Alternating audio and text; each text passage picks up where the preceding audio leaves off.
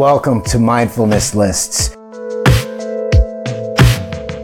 Every movement of our bodies, our thoughts, and emotions all require energy.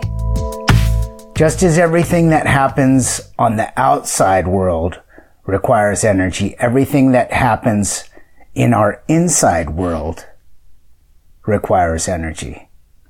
Creating thoughts, holding on to thoughts, recalling thoughts, the resulting emotions of these thoughts, controlling emotions, and disciplining powerful inner drives, they all require a tremendous expenditure of energy. So, where does the energy come from? Why are we full of energy sometimes and at other times we feel drained? When we're mentally and emotionally drained, food doesn't help that much. You ever notice that? What about the times in our life when we were in love, excited or inspired by something? We're so filled with energy that we don't even want to eat or need to eat. Food doesn't provide this energy. It comes from deep inside of us. Here's an example of the energy. Say your boyfriend or girlfriend breaks up with you. If it was a good relationship, you might get so depressed you start staying at home alone.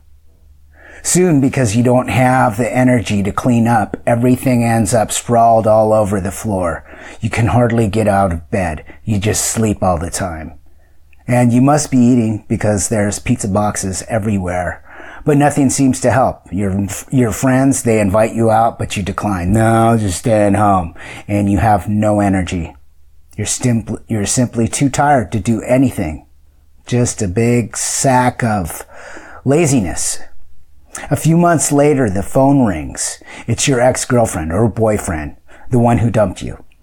They tell you that leaving you was the biggest mistake they ever made and ask if they could come over. So, how long does it take you to get enough energy to jump out of bed, clean up the apartment, take a shower, and get some color back in your face? It's practically instantaneous. You're filled with energy the moment you hang up the phone. How does this happen? For months and months, you had no energy. Then out of nowhere, in a matter of seconds, there's so much energy that you could probably run a marathon. Where exactly does all the energy come from? We have a huge amount of energy inside of us. It doesn't come from food and it doesn't come from sleep. This energy is always available to us. It comes from deep inside of us and restores us, replenishes us, reinvigorates us, and recharges us, and other rewords that I can't think of right now. The only reason, that's another reword, the only reason we don't feel this energy all the time is because we block it. We block it by closing our mind with our thoughts. When we close our hearts or close our mind, we close ourselves off from this infinite energy. Just try it, okay? Try this right now. Try to close your heart to just one thing. Think about something that you hate. What happens? Your heart closes to everything else and your energy is gone. There's just no motivation.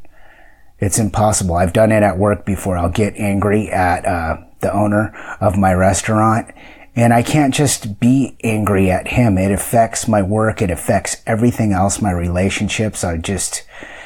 It's like I almost become what I'm so against. It's such a weird thing. And this is the reason why when we're depressed, we have no energy. There are places inside our bodies that the energy flows through. I think they call them chakras and yoga, but let's just call them energy centers. The heart is one of the main centers that energy flows through. It's easy to understand, but it's easier to feel that when we close our hearts, we have no energy, and when we open our hearts, we have limitless energy. You're going to hear me say this over and over again, just like Michael Singer does in the book. And the reason why a lot of this stuff is so redundant is because it's very easy, actually, to understand this stuff. The hard thing is to put it into practice. And I imagine if a lot of people did put it into practice, like myself, we wouldn't be searching for this peace or understanding of these simple topics. And it is a great thing that they're simple, because I think that my daughter is 8 years old and she could understand this probably. She's, I don't know, just the offspring is always stronger. Back to the point. When you love somebody deeply and you trust them, you have a lot of energy in their presence. If they do something that changes those feelings, the energy disappears. The energy disappears because we closed our heart. If the person you love apologizes or corrects the problem, the love and energy returns. Have you ever experienced this condition? We have an infinite amount of energy inside of us. When we're open, it flows. When we're closed, it doesn't exist. Energy doesn't get old, it doesn't get tired, and it doesn't need food. What it needs is openness and receptivity. This energy is equally available to everybody. It doesn't discriminate. Anybody can grab onto it and just get juiced up. The only thing you have to know about energy is that being open allows the energy in, and feeling closed blocks it out. Decide whether or not you want this energy. It's apparent. If you want energy, you must stay open. You stay open by never closing. That simple. Super simple. A child could understand it. If you want the energy, train yourself to always remain open. Most good things in life, they take practice and time. A way to practice is to always be conscious of the feeling in your heart. Is it open or is it constricted? You are the subject. Your heart is the object. Stay focused and don't get lost in the five senses, thoughts, or emotions. Just stay open. Under normal circumstances, our state of openness is left to psychological factors. Our past experiences dictate whether we're open or closed. Memories of the past get stimulated by different events. Negative memories close us up, and positive ones, anybody, open us up.